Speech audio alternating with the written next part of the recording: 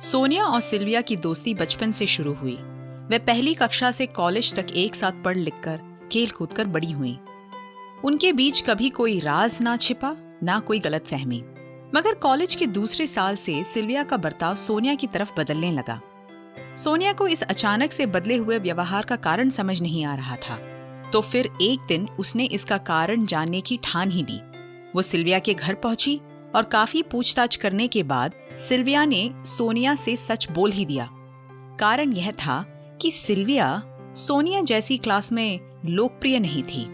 पढ़ाई, खेलकूद और हर कॉलेज के प्रोग्राम्स में सोनिया का योगदान काफी महत्वपूर्ण था, जिसके कारण टीचर से लेकर सहपाठियों के बीच सोनिया का काफी नाम था।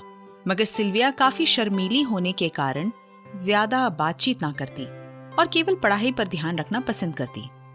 सोनिया को मिलते मान सम्मान और प्यार को देखकर सिल्विया उससे जलने लगी और यह सोचने लगी कि क्यों वो सोनिया जैसी हर क्षेत्र में उत्तम नहीं बन सकती। यह सब कहकर वो सोनिया से आंख मिलाने से भी संकोच करने लगी। मगर सोनिया कैसे अपनी बचपन की दोस्त को गवा देती। उसने प्यार से उसे सांत्वना देते हुए कहा, अरे पगली, बस इतनी सी बात, ये तूने मुझे पहले क्यों नहीं बताया? अब से मैं तुझे हर क्षेत्र में तरक्की करने की सहायता दूंगी। मैं हूं ना।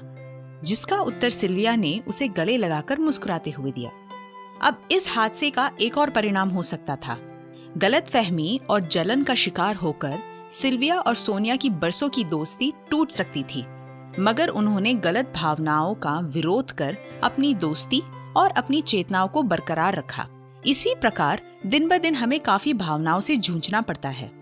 मगर क्या वो भावनाएं प्रभु परमेश्वर से प्रेरित है या शैतान की चाल?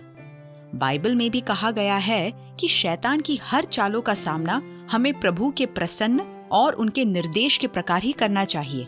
ऐसा करने से ही हम उसकी चालों का शिकार नहीं बनेंगे, जिससे हमारी सुख चैन बरकरार रहेगी।